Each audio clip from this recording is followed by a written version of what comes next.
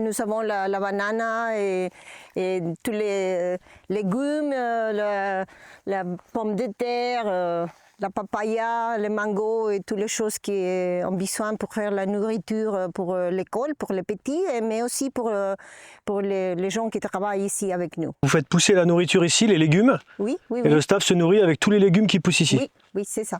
T'as déjà rêvé de tomber sur des endroits incroyables, cachés au bout d'une ruelle, ou des personnes inspirantes? Moi aussi. Je m'appelle Patrick et j'ai créé cette chaîne pour mettre en lumière ceux et celles qui, selon moi, méritent d'être connus. Mais aussi pour te faire voyager à travers des endroits incroyables partout dans le monde. Je travaille sur plusieurs concepts qui évolueront avec le temps. Chaque vidéo est pour moi un vrai plaisir à créer et un moyen de partager mes découvertes avec toi. Et surtout, n'oublie pas, les meilleures histoires et adresses sont celles qu'on n'attend pas. Alors prêt à découvrir la prochaine? Abonne-toi et rejoins-moi dans cette quête. Et surtout, n'hésite pas à me laisser un commentaire ou un conseil. Ça m'aide à avancer et à améliorer mon contenu. A très vite pour la prochaine découverte. Bonjour Delcy, est-ce que tu peux te présenter? Bien sûr. Alors, je m'appelle Delcy Lagonès de Angli. Je suis péruvienne et australienne et j'habite à Cambodge maintenant. Est-ce que tu peux présenter en quelques mots ton entreprise? Pepper Hill, c'est une plantation de poivre à Cambodge et on travaille ici depuis 2014-2015. C'est complètement bio, la production c'est bio et nous sommes toujours intéressés de faire les choses avec les traditions cambodgiennes. Et c'est pour ça que tout notre staff, c'est cambodgien et de la région du Cambodge. D'où est-ce qu'elle vient cette plantation? Bon, c'est une longue histoire. Il a commencé avec un couple suisse, presque vers 2012. Et puis, mon partenaire, il arrive à Cambodge à 21, 22 ans avant. Et il vient à cette région du Cambodge. Il aime beaucoup cette région, c'est complètement belle et son rêve était toujours de faire une plantation de quelque chose. Mais bien sûr, à ce jour-là, la plantation de poivre était là. Alors il a négocié avec cette couple suisse parce qu'ils sont rentrés chez eux pour une question de santé. Et puis, on a l'opération de cette plantation depuis 2014-2015. Combien est-ce que tu as de variétés de poivre ici? Nous avons en fait 4. C'est la poivre noire, rouge et blanc.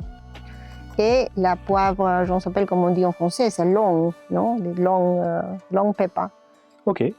Alors, c'est différent les petites boules qu'on connaît toujours, comme la poire, mais c'est aussi très, très connu ici à Cambodge. Donc ici, vous êtes 100% bio? Oui, et nous sommes en fait la première plantation du Cambodge à être certifiée 100% bio. Et maintenant, nous avons la certification bio des États-Unis, du Canada, du Japon, de l'Europe aussi. Et nous sommes en train de voir l'australienne. Qu'est-ce qui rend la saveur du poivre de Cambodge si unique? Il faut tester. C'est difficile pour moi de dire exactement qu'est-ce que c'est la chose que c'est unique, mais c'est des flavors, je ne sais pas comment dire en français. Le goût. Les goûts. C'est le goût de cette poivre qui c'est unique. Alors, comme je dis, c'est pas une question de expliquer, mais même de goûter. Mais quand tu manges la poivre du Cambodge et tu manges un autre poivre, tu vas définitivement trouver la différence. C'est complètement différent. Pourquoi il y a plusieurs couleurs de poivre? En fait, c'est pas plusieurs couleurs, c'est la même poivre, c'est la même chose, mais le processus est différent. Alors, les rouges, par exemple, c'est la poivre qu'on laisse dans la plante pour un peu plus de temps. Et on a la poivre rouge. Et je ne sais pas comment dire harvest, mais On pique les rouges et on le laisse un petit peu pour se sécher. Ça, c'est le rouge. Alors, les verts, mais on commence toujours avec la poivre vert. Si on prend le vert et le laisse pour le sécher, ça devient noir. Et puis, on prend les poivres rouges de la plante, mais ça, c'est le rouge. Mais le blanc, on utilise les poivres noirs et les, piles. On l'écrase. On éclate. Et ça, c'est la poivre blanche. C'est la même variété, c'est juste oui. Pas le même processus. Oui, c'est ça. Mais avec les rouges, on le laisse, c'est par hasard. C'est très cher parce que les rouges, on ne peut pas tinter. Hein. Ça, c'est bien comme ça. La nature nous donne la poivre rouge. Et c'est pour ça que c'est très cher, parce que c'est pas beaucoup. Les verts, c'est toujours le vert. On peut faire les noirs et les blancs. Mais les rouges, il vient les rouges. Dans ce genre, c'est pas comme une racine de poivre. Peut-être on trouve 5 ou 10 rouges. Comment conserver le poivre de compote pour préserver ses arômes? Bon, c'est toujours mieux de l'utiliser dedans 6 mois, 12 mois, mais toujours dans un environnement sèche et puis, comme on dit, close, non? Fermé. Peux-tu nous expliquer le processus de la récolte jusqu'à la vente? Comment ça fonctionne? Alors, quand on récolte la poivre, il faut classifier. Quel poivre ça sera? Les noirs, les blancs, les rouges et les longs. Ça, c'est la première étape, on l'a fait. Et puis, on les nettoie. On va faire un nettoyage. Un nettoyage des poivres. Et puis, on fait la classification. Et, par exemple, si on commence avec la poivre noire, que c'est le plus connu, on va faire la classification de la taille. La taille est que ça rond, comme ça. Alors, on va le faire main. Hein. Tous les femmes, on travaille avec un groupe de femmes ici. Ils sont vraiment qualifiés pour faire ça. Mais c'est un travail d'amour et de patience. Très minutieux. Très minutieux. Et puis, on fait la qualification de la poivre A, la poivre B, la poivre C. Ça dépend de la taille et de la formation de la poivre. La rondeur. De la rondeur. Après ça, on les met pour sécher. Et ça dépend si, par exemple, c'est la pluie, c'est l'environnement, c'est pas aussi bien pour sécher la poivre. Alors, il faut laisser un peu plus de temps. Après, la poivre est séchée, alors il faut le mettre dans cet sac pour, encore une fois, l'amener à Phnom Penh, dans notre bureau. Le staff là, il va faire encore un autre, comment ça s'appelle, la classification de... Un tri. Oui, c'est ça. Et puis, on utilise une petite machine pour faire de mettre tous les poivres dans les sachets.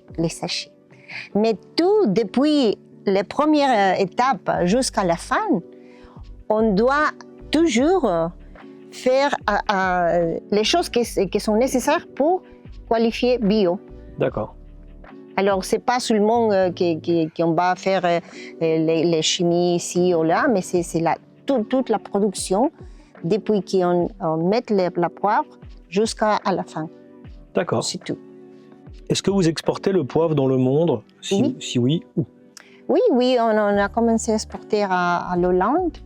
L'année passée, on était la première compagnie d'exporteurs les poivres bio cambodgiens à l'Hollande.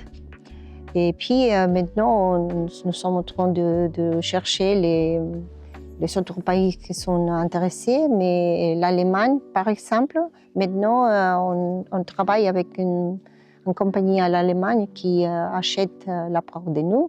On a aussi reçu une visite d'une délégation japonaise. Ils sont aussi toujours fiers et intéressés d'acheter notre poivre. D'accord. Combien de postes de salariés avez-vous créés pour des Cambodgiens? Ici, dans cette plantation, nous sommes presque 24 staff. Mais quand nous avons la période de faire la cueillette, peut-être 60 ou un peu plus, ça dépend de combien de gens ont besoin chaque jour. Quels sont vos projets pour l'avenir? Bon, on va grandir un peu la plantation. Maintenant, nous sommes seulement la moitié des terrains, c'est avec les poires. Mais après le Covid, c'était vraiment difficile pour nous de faire les choses qu'on a été toujours dans la tête, comme un plan. Mais maintenant, ça marche un peu. Et bon, on doit continuer de faire ça, que c'est pas seulement une question de vendre, c'est pas commercial seulement. Nous avons toujours un sentiment social avec les gens cambodgiens et c'est pour ça que nous avons une petite école ici, dans la plantation, et nous avons 2 classes pour les enfants, seulement pour les enfants de staff ici, mais aussi pour les enfants de la village ici. Et c'est ça tout gratuit. On prépare on fait la cuisine ici, on prépare la nourriture et bon, on l'amène à l'école, que c'est pas loin d'ici. Et comme ça, les petits peuvent manger tous les jours. Hein. Mais en plus, on aide une personne, en ce cas, c'est une fille qui a fini l'école ici et ne peut pas payer ses études à Phnom Penh. Et la compagnie a payé tout pour elle, pour finir cette étude. Elle finira cette année et peut-être elle va travailler avec nous après ça. Génial. Quelle est la superficie de la plantation? La superficie, c'est presque 40 hectares. Et maintenant, nous avons la plantation avec la poivre, c'est 22, plus ou moins 22 hectares. D'accord. Et quelle est la quantité en poids de poivre que vous faites à l'année? Et ça change chaque année, mais plus ou moins, c'est plus ou moins 5000 kilos. Super. Est-ce qu'il y a d'autres choses que vous plantez ici, que vous récoltez toute l'année? Ah oui, cette année, on va avoir pour la première fois à Cambodge la première production de durian bio, 100% bio. Et alors, nous sommes vraiment heureuses pour ça, parce que ça sera la première fois qu'au Cambodge, on va faire la production certifiée bio des durians. Un petit mot pour la fin, quelque chose que tu voudrais rajouter? C'est vraiment pour moi, c'est un rêve de faire cet travail, parce que c'est pas, comme je dis avant, une question de commerce. C'est une question d'aider les gens du Cambodge, d'avoir une vie que c'est meilleur pour eux et pour leurs enfants. C'est ça. Merci beaucoup. Merci. À bientôt. À bientôt. Merci.